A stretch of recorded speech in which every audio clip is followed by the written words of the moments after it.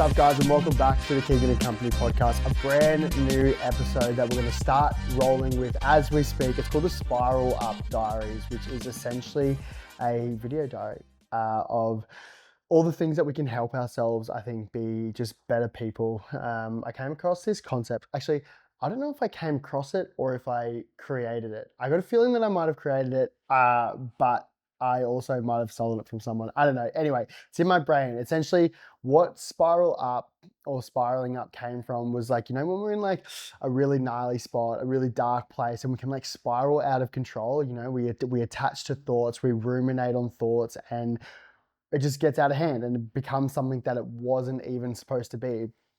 The opposite side of that, and also like the positive psychology side of that, is the ability to be able to spiral up, because we can spiral down out of control, but we can also spiral up, and that's attaching to good thoughts. That's positively reframing bad ideations and ideas, and attaching to really, I guess, positive people in our lives that makes us better. So Spiral Up Diaries, this will include largely probably my training program, what that's looking at like at the moment with this Ironman coming up. It will also include previous podcast episodes as well as upcoming podcast episodes, and then this little section which I like to call Rosebud Thorn, which I've started to do with guests, with my partner, with family, with friends. Essentially, a Rosebud Thorn is a rose, so something that really great that happened throughout the week. A bud, something that we're interested in, we're learning from, things that might make us better. And then also Thorn, a really struggling hard time. So this will be a solo episode. We're going to do this weekly. We're still pending on days, so bear with us as we figure that out. Ideally, it would love to be Friday morning, but we've been a little bit under the pump. But anyway, no excuse. We'll get straight into it. The training week, the week that was, for those who are new, my name is Keegan Hipgrave, and I am diving headfirst into my first ever Ironman. My background's rugby league. I'm not a endurance athlete by any means, but it's actually been really fun diving into these marathons and ultra marathon spaces, and an Ironman is something that really interests me. I did a triathlon earlier this year, and then Ironman, the crew from Ironman hit me up and said, "Hey, would you be interested in doing a full Ironman?"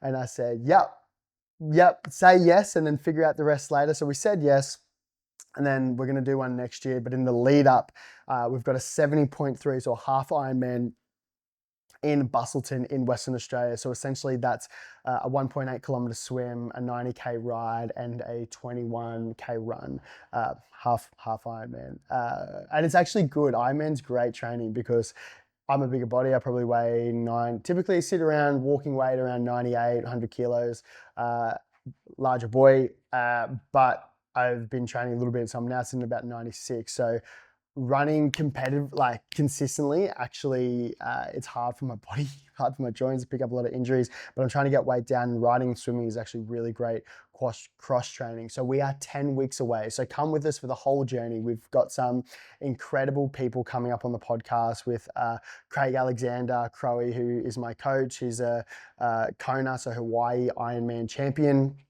12-time World Series Ironman champion. He's like the guy when it comes to Ironman. He's retired now, but he's the go. Tim Burkle recently retired Ironman. We did a swim with him in Currumbin Creek this week, which was amazing. And his episode will come out later on. So we're going to break those all the training aspects down of like what bike we're using, what shoes we're going to be using, what training kit, what's the program looking like at the moment. At the moment, I've got a bit of a knee issue.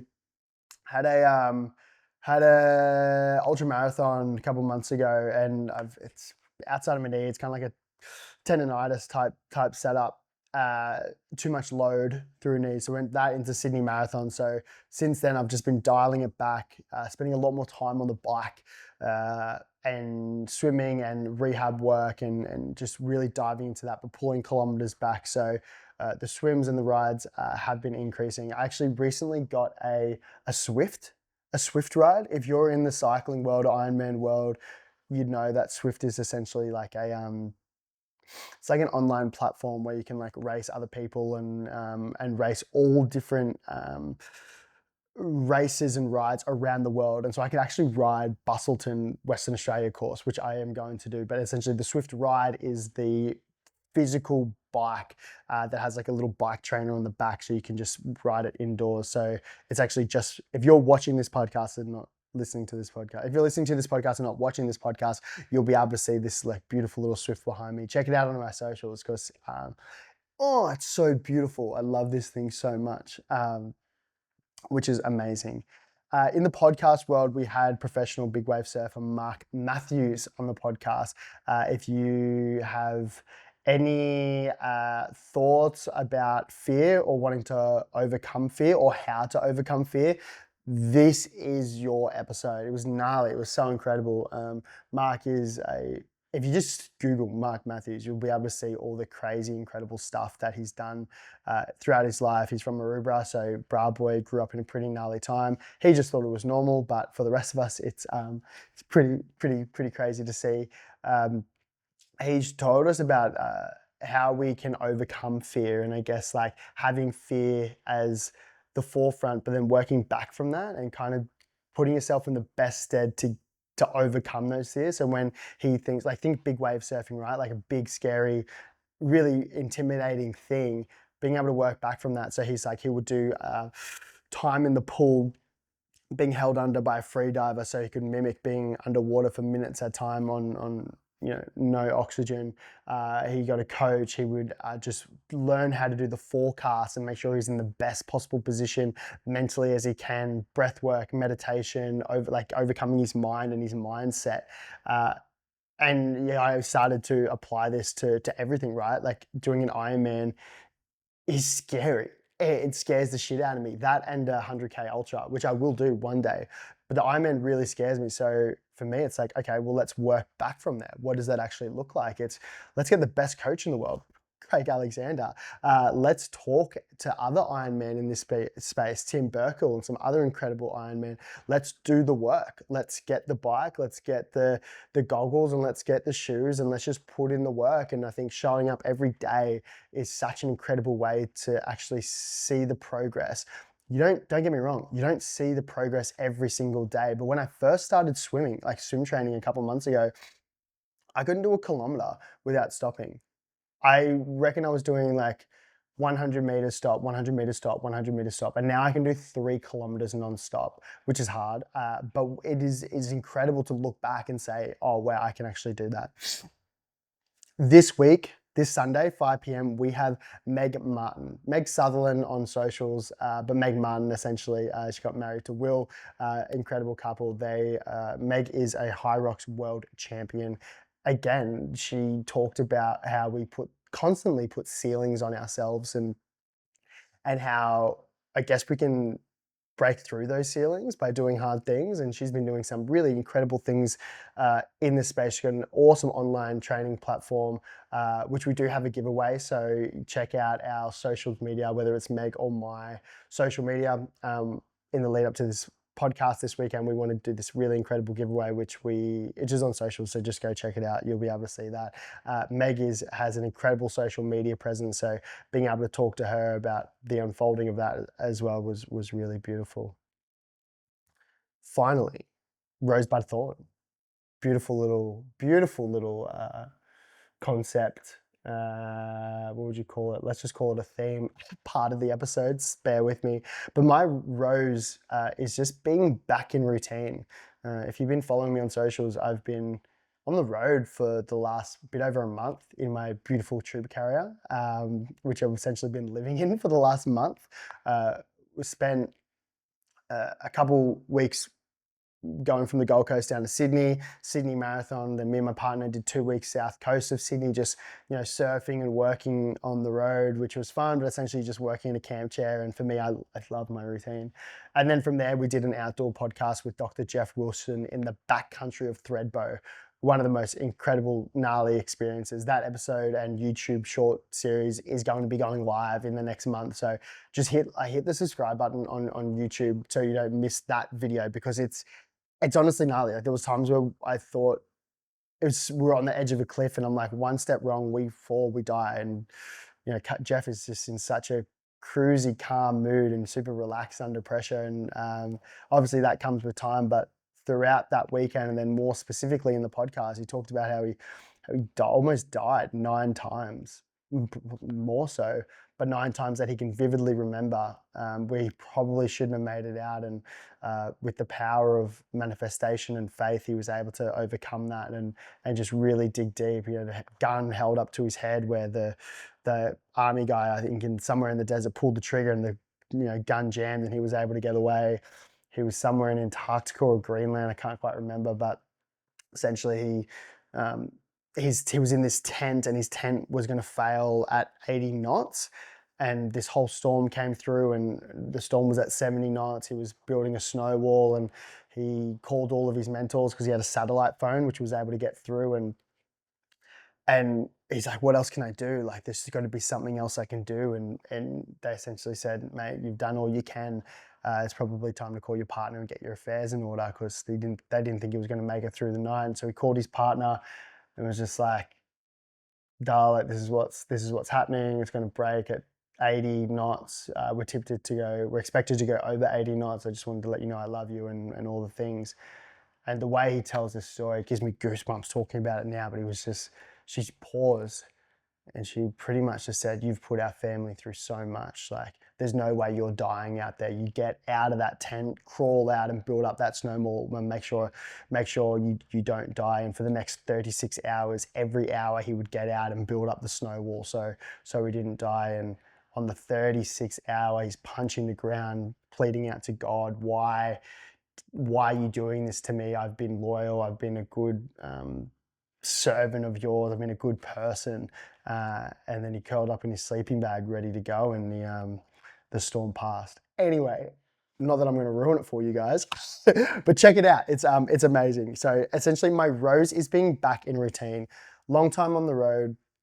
I love being back in my bed. I've got this sleep aid which moderates my sleep, and like, I don't want to be. I'm not a big materialistic guy, but there's just certain things that just make my life so much more easier and efficient. Sleeping really well, getting the Swift lately. We're doing more stuff with Whoop, who've been a partner of the podcast for years now. And so getting the new Whoop was really cool, and understanding my biological age. So being back home in routine was definitely a rose. Bud, very exciting time. So interesting thing, where we're building a studio here on the Gold Coast. As you guys might know, we just signed with iHeartRadio, which allows us to record all around Australia, Melbourne, Sydney and Brisbane, but we want to have a home base, which is kind of really beautiful and cool. So in my house that I'll be moving back into, we're going to build this incredible gym and studio where we're going to have community runs and everything. So follow us on socials if you aren't already, and if you're into the trail running space, we have this beautiful trail out back. So we're going to have these big meetups and events and trail, fun runs. So essentially, what we've been doing is just thinking. The interesting and exciting part is about like building the studio and what it's going to look like. It's been a long time in the making. Like, the podcast has been out for 2 years. We've been working on it for over 3.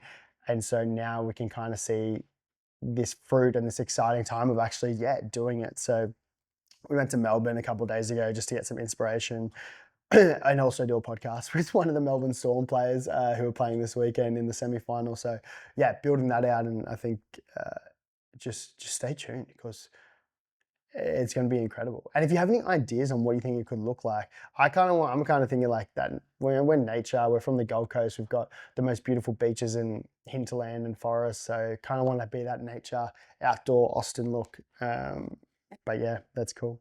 Thorn, something challenging.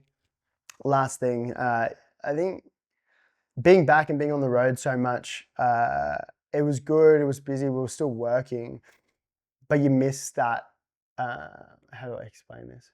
You miss the ability to be able to be in person, have in-person meetings and catch up. So this last week since being back, it's just been crazy, like back-to-back meetings, trying to play catch up, and they've all been super positive and super amazing, but it's just been really busy, and I was getting a little bit overwhelmed, probably getting a little bit short with people I love, and I'm aware of that, and I want to learn. So part of the thorn is also the learning that comes with it.